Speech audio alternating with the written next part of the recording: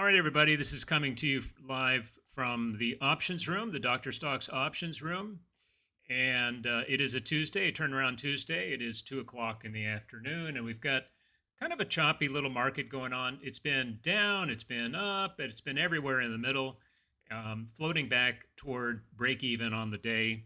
Not a bad place to be after hitting new all time highs yesterday and pretty much new all time highs almost every other session since the April low. So shouldn't say that. New all time highs since we hit the last all time high, which was here in late June. And just about every other day, we've been hitting new all time highs. So this is the S&P 500. You can see that it broke very cleanly right through resistance, the all time high resistance. This is the weighted index, by the way. If you were to look at the unweighted version, the RSP, you would see that I don't think that we are yet at all-time highs. It's a little bit weaker. And why is that? Well, because, I don't know, 30-40% of the entire S&P 500 are located in the top 7 or 8 stocks at the top of the weighted index. So, you know, the big mags and a handful of others are driving this market higher because they are the big AI plays. They are the ones with the best growth prospects going forward. They're the ones that have been first movers in all of those really, really good growth spaces. And so they're the ones that are in drafting all of that fund money. And so they're doing fine. They're doing fine. However, while there's a lot of weakness out there in other sectors, healthcare, energy, some materials sectors, the home builders have been weak, some retail stocks have been weak. While there's some real weakness out there in the overall economy and certain sectors of the market, there are some amazing plays that aren't the big mags, and I'll show you a few of those in just a minute. All right, so here's the thing: we are in this little tight, let's call it a high tight base. According to William O'Neill, you need 3 weeks to make a high tight base. I think we're almost there. This is a very nice run, up, almost every day, 7 or 8 days in a row, all-time highs, and then we're just consolidating. That's all we're doing. We're just consolidating this this big move. Now, here's some good things, right? We're above the 21 EMA. The 21 is above the 50. The 50 is above the 200. They're all uptrending. The linear regression channel, which has a 100-period look back, is also uptrending. We're above the midline. We're above all-time highs. We're up at the top of the range. All of that is bullish, bullish, bullish, bullish, bullish. So there's nothing in this chart, absolutely nothing, that would lead me to believe that this is the top, that there will be no more new highs the rest of the year, that we should start getting short, we should start adding hedges, we should start going to cash. Nothing like that at all. Just the opposite is the case. Now, we will have a pullback, and it could be a kind of painful one, maybe 5 to even 10%. That's probably going to come mid-September through mid-October. That's kind of my window or path of least resistance for a significant pullback. But look, it's late July, right? We're not there yet. We have the whole rest of July. We have all of August, and we have at least a little bit in September where we shouldn't have to worry about that kind of thing. And let's take advantage of that. We do have earnings season coming up. It kicks off this week with some of the big mags. I think Google reports, Tesla reports, Intel reports, and there are a few others. So next week, they will get even more. The week after that, we'll get even more. And that will move the tape around a little bit on a day-to-day basis. But I think overall, I think we're just stuck with a good old-fashioned, rather dull bull market. Nothing wrong with that. NASDAQ, pretty much the same story because it's driven by the same big stocks at the top. It's been in new all-time high mode a little bit longer than the others. It's not basing quite nearly as tightly as the S&P, right? We're still, like we had this little 2-week base and then we broke out. We're still kind of in trending mode. Today's a little bit of a, it's either some back and fill or we're just expanding the range to something more like this. And we'll hug the highs, and then we'll come back and we'll test the lows, and then maybe a couple more weeks we get a nice breakout move. I don't know if that's true. I don't know if that's the case here, but that's a definite possibility. Let's even make it a little tighter like the S&P one is. So if we do pull back, we'll know in the next day or two on a test of the 21, the midline LRC, the lower end of this range. We'll know when we get down there whether that is going to hold or not. I think it will. I think, although, jumping out today and buying a whole bunch of QQQ is probably not the best move.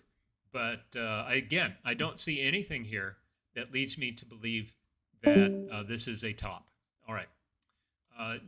The Russell 2000, I actually kind of like this one, and we did go long some calls of TNA in the options room this morning, and we've got a short-term trade in TNA over in the other room, the live options, the live trading room.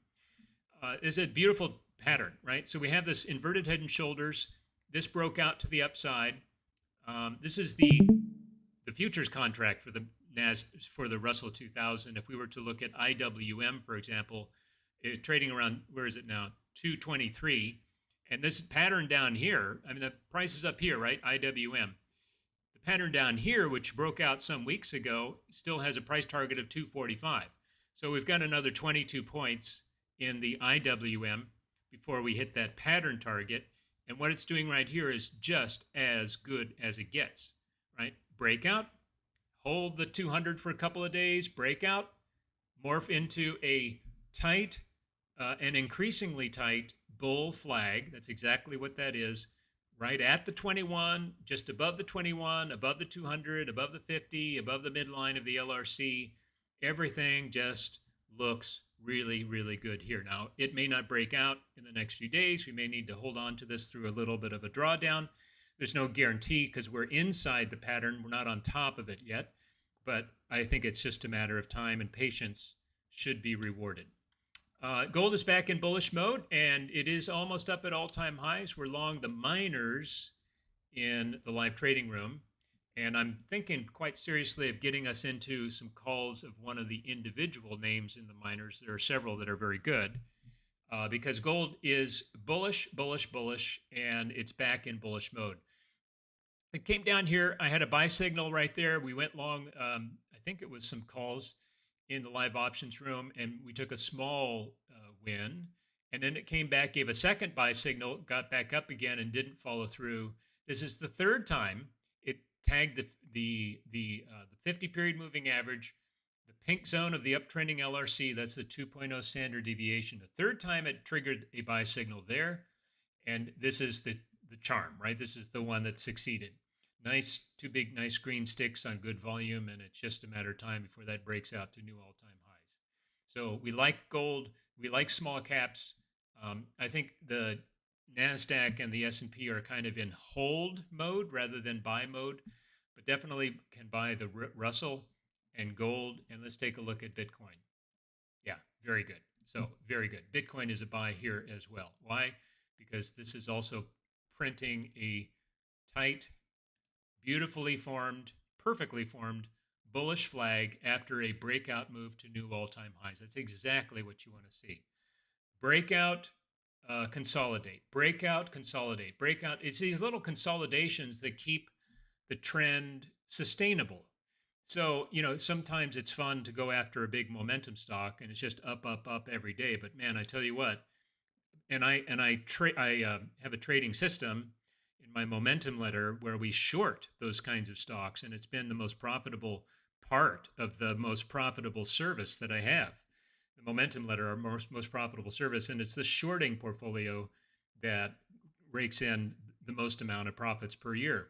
In fact, we were up over 2,000% in 2024, just shorting momentum stocks, if you can believe it.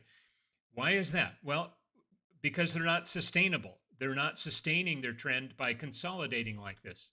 This is very healthy consolidation more often than not, and probably it's a 75% odds. This will print a breakout again to the upside and then another sustainable move. So Bitcoin is good. We like Bitcoin. We like gold. We like small caps. I've been short in my own trading account, natural gas through a exchange traded fund called Cold, K-O-L-D, and I think I'm probably gonna get out of that because it is right at some pretty good support down there. But it's been a good trade, and so maybe a bounce back. If it starts to bounce back, we can get long some calls of boil. Not That's not something we've done in the room yet, but it's a possibility.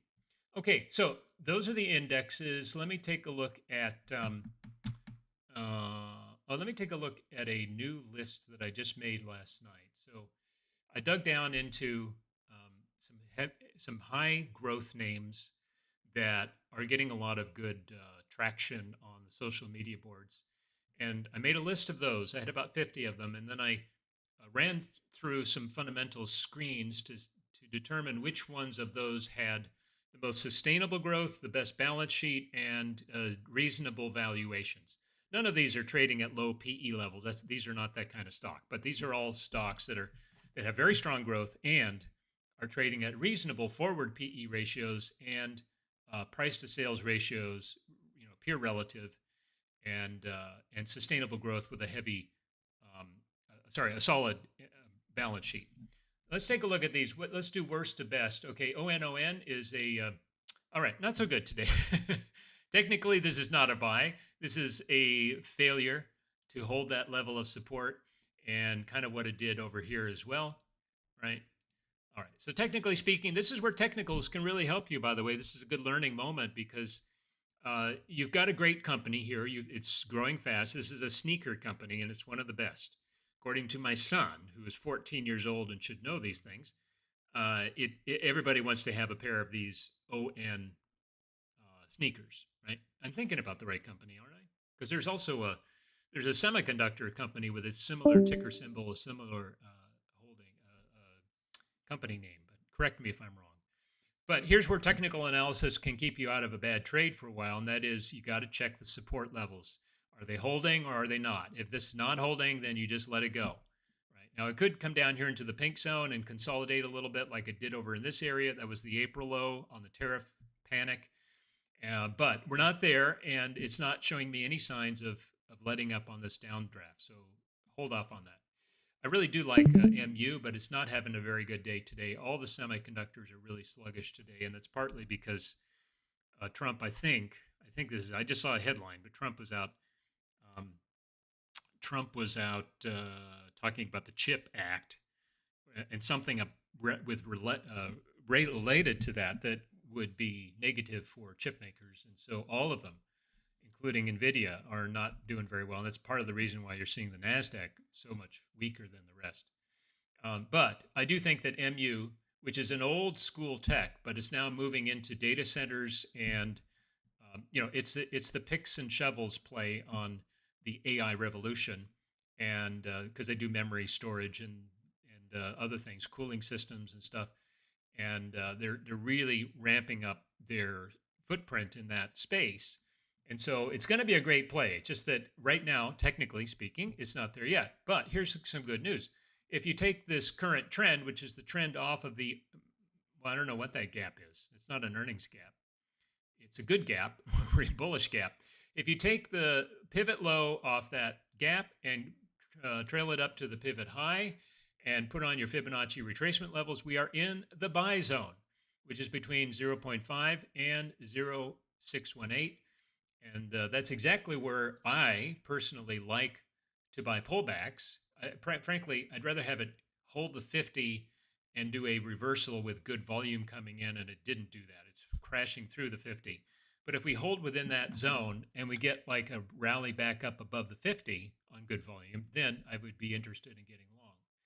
I'll just go down through a few of these that I know that I like. I do like SMCI. I've been kind of waiting to get back into this one. We had some shares of this in the other room for a while, and it's been doing, like I said, consolidation, breakout, consolidation, breakout. We're in another consolidation. We just have to figure out where is it ending.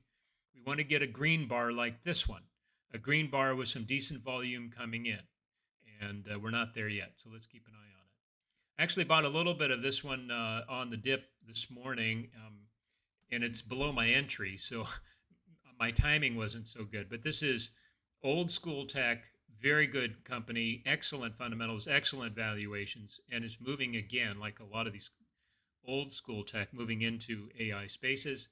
And what I like about it is this is just such a beautiful consolidation on a very strong uptrend, right? This is very strong.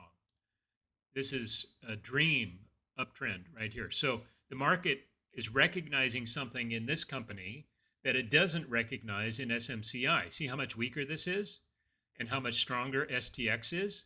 So the market, we could say the market loves STX and is a little bit skeptical right now so far about SMCI. So if I had to choose between those two, of course, I'm going to go with STX. Now, I actually like this little pullback. It's above the 21. I wouldn't buy it right now. I mean, you'd get a better price than I got, but I would wait until it tags at 21 and then travels back up and gets back into this little flag.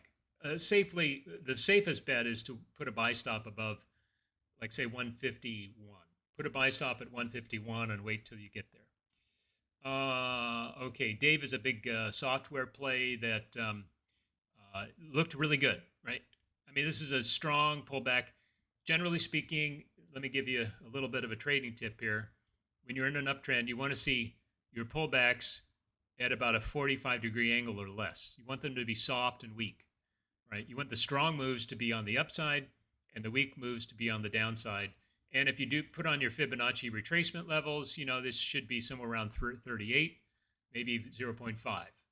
This is, well, I don't know where this would be. I'm kind of curious. Let's see.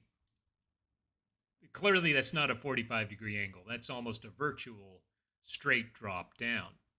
Well, let's see. Here's the beginning of that trend. Here's the top. And it is below the 38, but it's above the 50. So it's still in, I would call this a fairly strong zone, right? Above the 50, if it gets all the way to the 50, that's typically where most pullbacks stop.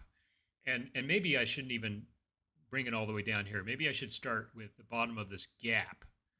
In that case, then this is probably more realistic, right? It did get down to the 618. That seems more reasonable because that's a strong drop. Last time it got down to 618, it rallied really nicely up again. Got down to 618 a few days ago, started to rally again. Actually, it sucked me into some shares, and then I got stopped out for a very small profit the next day on that big red stick. So I don't know. I'm not sure if this is a trade yet. To me, it looks like it's going to chop around for a while just to consolidate that really nasty high volume drop. But let's keep an eye on it. Bros is one that was on the IBD leaderboard for a while when it was doing this, right? When it was doing all this, it was on the IBD leaderboard. And then it really topped out, came way down to the 200 period moving average on the April 7th tariffs. This is a retail play, coffee shops, and bounced nicely, but then it's not going up and printing new 52-week highs like the NASDAQ is. So technically speaking, it's off. It's a no-go zone for me, but I'm just putting it on the list because of the other qualities that it has. SE has been a difficult hold. It breaks out, it gets going, sucks everybody in, and then gets slammed. It starts going again, it prints a higher high, gets slammed again. So to me, that kind of irrational movement for technical reasons would keep me out of the trade. But I think if you had a very wide stop and some patience, you'll probably do well with that position. The fundamentals are great, absolutely great. Toast did hit our raised profit stop. I actually am still in the trade because I'm in the shares. I'm not in the calls with you guys. If you're still long Toast, you're doing great because it was just a flush out and I had the stop too tight. I really didn't see the big move down off the bell coming today, but it did. It came. It came and went. And now it's right back up again. So if you're still long the calls, you're doing fine. I would just say hold on to Toast. I don't know if it will get all the way to our target, but if the shares get up to about 50, I'm going to get out. And I would suggest you doing the same. But anyway, that's Toast. And again, it's on this list because it's got great growth and great fundamentals. TMDX is one that I would love to get going again. It came down here into the pink zone, printed a good high volume reversal bar, and there was no follow through. And now it's doing another almost a classic reversal bar today on very high volume. I wouldn't buy it ahead of earnings. This is a med tech play, but I think that you can keep an eye on it for after earnings. All right. Then there's our old fave hymns. It's not horrible here. I have to say, I have a feeling it's going to, surprise everybody to the upside because the valuations and the growth are very good. In fact, the revenue growth in this company is just off the charts. And today they were out saying that they're going to raise some of their prices. But technically speaking, this is a nasty break of a bear flag to the downside with follow through on high volume. And that means that today's little print, which is a good bullish print, but it is more of a back and fill and likely to lead to a downside reversal starting tomorrow. So I would not go long HIMs yet. I don't know where I would go long actually. If we remove these, because that kind of, there's obviously that big line up there. And then there is, yeah, well, you know, when you look at it that way, if it didn't have this big nasty gap right there, which is a very bearish gap and very difficult to overcome, it tried to get into the gap and is rolling right back down out of the gap. But just looking at the chart from this angle, it's not horrible, right? It is a consolidating pattern. We tagged support of that pattern this morning and bounced cleanly off of it. I think this is what I would do. I would do this exactly. I would wait until that line right there gets broken out to the upside, and then I would start to nibble. And then if it got back into the gap above these closing highs right here, yeah, so here's the thing. This is really cool. It's funny how I came in to this session thinking HIMS was very bearish, but in talking through it with you and in moving the lines around a little bit and taking a bigger picture, I'm kind of starting to think, hey, that's not so bad. So I would say it's a nibble currently.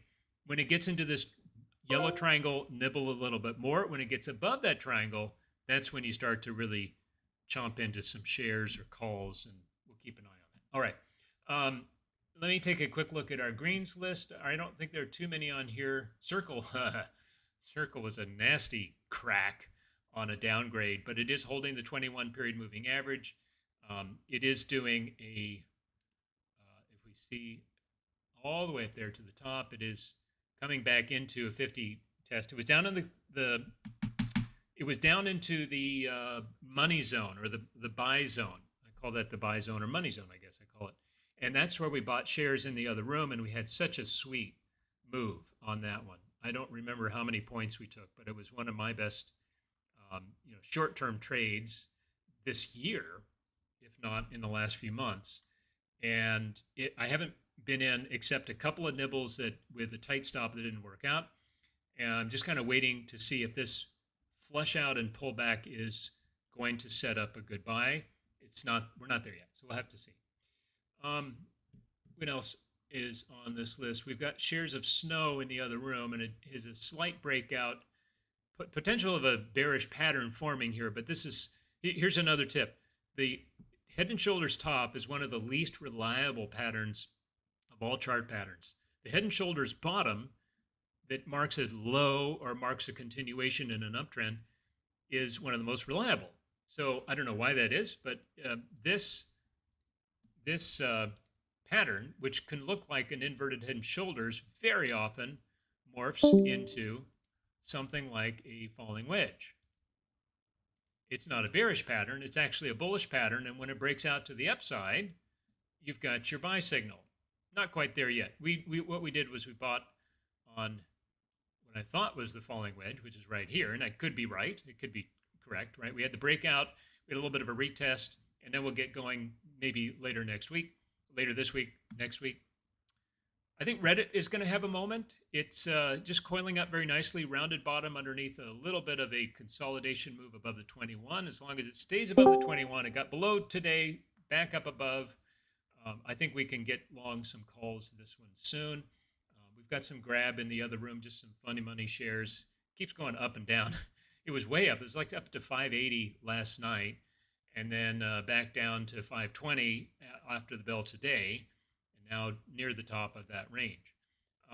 Apple is also going to have a moment, and when are Earnings are coming up. I'm not exactly sure when, but this is the consolidation move. This is what I would call a bullish base, which means that the lows are getting higher, more or less. Nice rounded bottom here, right? Nice rounded bottom. Here's your cup and handle, or your inverted head and shoulders. Either way, it's a good bullish pattern. 24 on the AAPU is your breakout line. Above that, you can buy some shares, but I would say be wary of holding over earnings because Apple hasn't been real great on earnings lately, as you can see from that slam. No, that was the April tariff slam. Somewhere in here, we had a negative reaction to earnings. Okay. Let me just, no, actually, let me not do any more. Let me take some chart requests from you guys, if you have any. So if you're in the main room, if you can go ahead and I see a couple of ticker symbols right there. So let's take a look at TIGR and HIVE.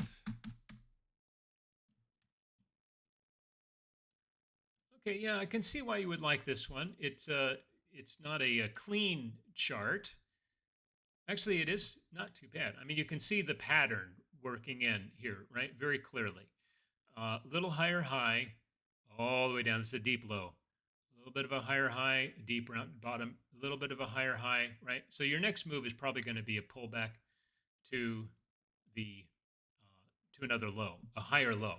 So given that pattern and given that it is in the blue zone of the LRC, everything else looks pretty good, right? As a breakout play, but given that it doesn't like to hold those highs for very long, and the next move is likely to the downside, I would just wait until it dips below, I don't know, 950 or so, or yeah, about 950 or anywhere down here in the pink zone, and I think that would be the time to buy. Let's look at HIVE. I don't know this one. Okay, so a momentum play. You had really strong momentum to the downside. Heavy, heavy, heavy, heavy, heavy. Way down there. This is a little penny stock. Anything, well, it's not quite penny. Anything below $2 is a penny stock in my book. But I have a trading system in my Trend Trading for a Living book that talks about this kind of pattern. It's not exactly right. I think this is a cup and handle rather than what I would call a bullish base. But a bullish base is where you let me get the brush. I would like to change that color, but I don't know how. Let's see. Here we go. So let's go with black, shall we? Okay, so bullish base is where a stock comes down, and then it starts to build a base, right? Kind of ups and downs, and you can see a support lows forming and resistance highs forming, and then you get a higher low, and then you get a breakout of the most recent pivot high. That little pattern right there. So this is the big pattern, right, which is clear. And then what you're looking for is a higher low and a break above the most recent pivot high. So let's see if we've got that. We kind of. Here would be your higher low, and right there is your breakout. But the thing that is disqualifying this from being a bullish base, and at least in my opinion, is that we don't have a sequence of equal lows and equal highs. It's not a rectangle kind of shape. But it is a nice looking cup and handle, and you're right up against the neckline, and that's about as bullish as it can get. And look at this volume coming in on the upside. Yeah, there's some good stuff going on here. I like it. It's a new uptrend, right? You've got the 21 above the 50, and both are rising. The 200's way up here because the long-term trend is down. But no, I like this. I don't really want to play in my own account. I don't really want to play a stock at 250, but HIVE looks good for much higher than that. Yeah. So where is your target going to be? Your target is going to be the depth of the base, which is 130 minus the neckline at 245, and so that's 115. You add 115 to the breakout here at 245. That would be 360. 360 is your target. Yeah, that's a nice from 250 to 360. That's I can't do the math, but maybe about 40%. All right, GDX. I'll take this one more. No, I see one more after that. GDX. Yeah, we're long GDXU, which is the leveraged version of the miners. And I do want to get us into, before these get too carried away, I would like to get us into some calls of a mining company. AEM is usually the one we go with, but there's some others. GFI, what is it? H something something. Oh, perfect breakout. So it started yesterday with a break above this falling wedge, above the 21, uptrending LRC. 21's above the 50, 50's above the 200. Everything is, of course, still in an uptrend because gold has been in an uptrend. And nice consolidation. This is what I mean by a soft pullback, right? This is not a soft pullback. That's a sharp pullback. Although it did rally nicely after that, it did not sustain.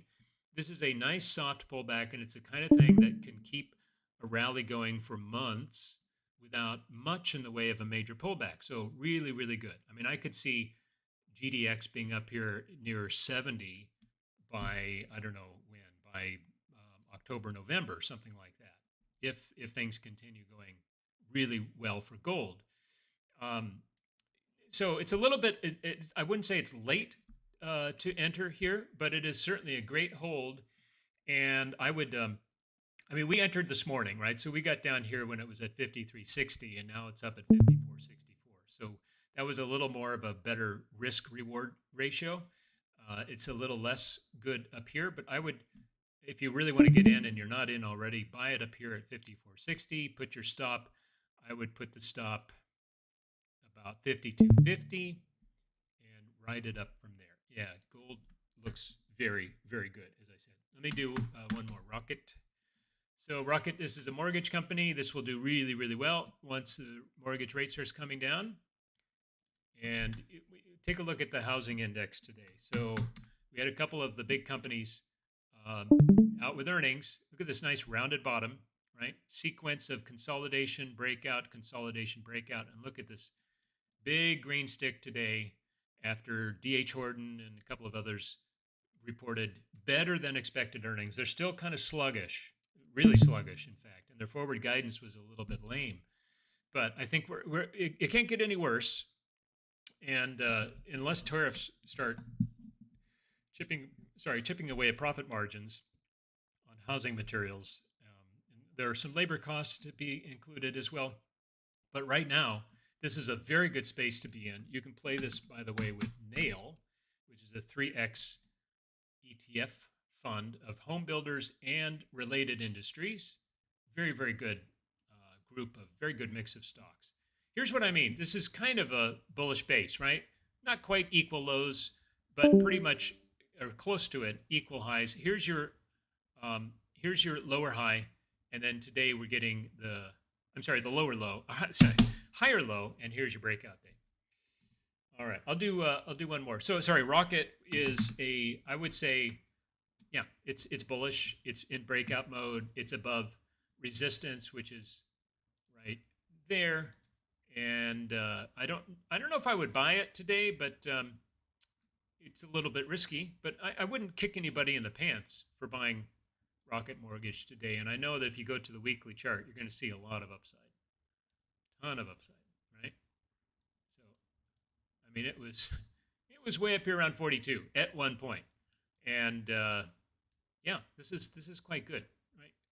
All the way down to the LRC pink zone, back up for a fib retrace, higher low, breakout today. This should keep going. 20 to 23 is going to be your, 20 to 21 is going to be your first target. All right, let's do one more here. UAVS, I don't know this one. Ag Eagle Aerial Systems. All right, well, let's get a better chart. Looks like this is another low price stock. I generally don't buy stocks under $5 a share, so I don't really have too much opinion about a chart like this.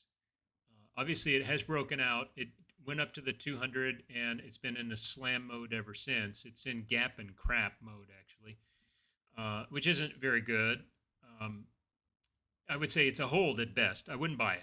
No, I wouldn't buy it down there. But if you're already long, I would move your stop up to yesterday's low, 183, and trail it up from there. All right, guys, I'm going to let you go. I'll put a link to this video in the room in a little bit. And then we've got the better part of an hour and a half to finish up our trading day today. God bless. See you in a little bit.